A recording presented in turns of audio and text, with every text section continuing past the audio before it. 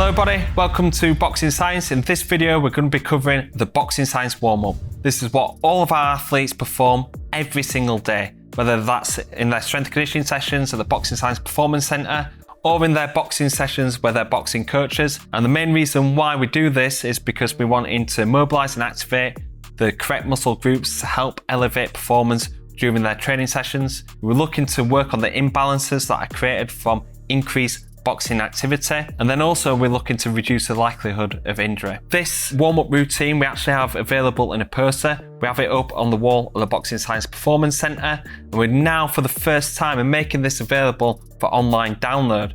And you can purchase this on the Boxing Science website. You can download it onto your phone, tablet, or laptop, but you can also download a high quality version that will give you the opportunity to be able to send that off to the printers and get your own poster in the gym.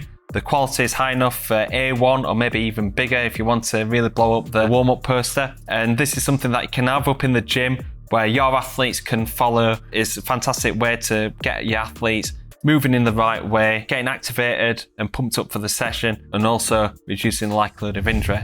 The warm-up consists of 13 exercises that focus on rotational mobility, shoulder mobility, hip mobility, and also glute activation. We also work from the floor, working through a range of different movements that'll end up being onto the feet, raising the intensity by each exercise. By the end of the warm-up, you're ready to go into your boxing or your strength and conditioning activity. We start off with 2 exercises that are really focusing on rotational mobility, but also have a good impact on shoulder and lower back mobility as well. That's eagles and windmills. We're going to perform 8 to 10 reps on each side of this one. Then we work onto our back and work onto floor slides. This is really opening up the chest, working up that thoracic region, and working on overhead shoulder mobility. Then go on to our glute exercises. We work on a glute bridge. That's working on that hip extension and working all of the glute muscles, whilst also activating the core. We go on to banded side climbs. This is important to improve hip stability by strengthening up the glute medius muscles. Then we go on to leg lowers. This is important to activate the core. The core is going to be used whether you're doing a strength and conditioning, a running, or even a boxing session. We go into pigeon stretch. This is really important to start loosening off the hips before we go into our main movements. Do yoga press up, anterior dominant sport. We're going to be using the shoulder muscles and tricep muscles to be able to produce force and deal with them impact forces.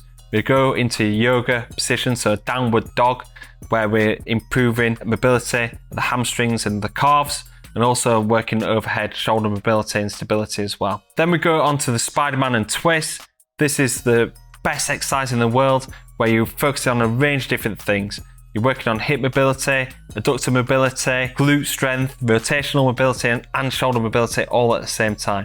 This is a stretch that gives you the biggest bang for your buck. We then go onto our feet, where we're going to be working on our foundational movements, activating the lower body. We're going for squat to press to start off with.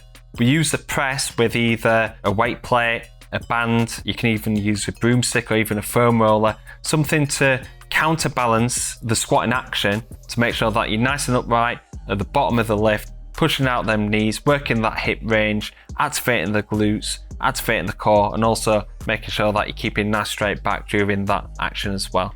And this obviously can transfer into your strength and conditioning sessions where you might be doing a back squat or trap bar deadlift, working in them deep ranges of motion.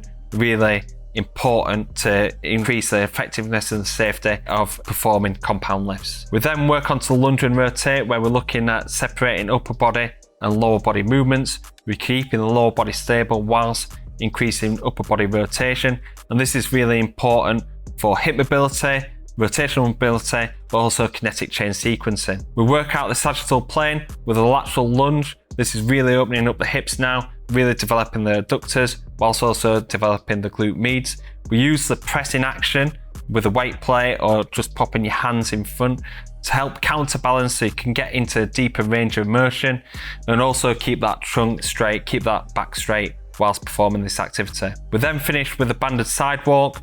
We get the mini bands around the knees, push out from the knees, look to activate the glutes. If you're doing a boxing activity, you can actually transfer this from the 10 to 12 reps each side of this into like 30 seconds of shadow boxing with the bands on. So you're firing up the lower body during a boxing specific action. And this is a fantastic way to start your training. So hopefully you've enjoyed that video. You've got a good grasp of the idea of the Boxing Science warm-up. Like I say, you can download this poster, available on Boxing Science website. The link is in the description below, and you can get it for a download on your phone, on your tablet, on your laptop, but also you can send it off to the printers, get it blown up to A1 size, and get it up onto the wall of your gym for all your athletes to follow and start moving better and getting stronger. Thank you very much for watching. Hopefully see you on the next video at Boxing Science.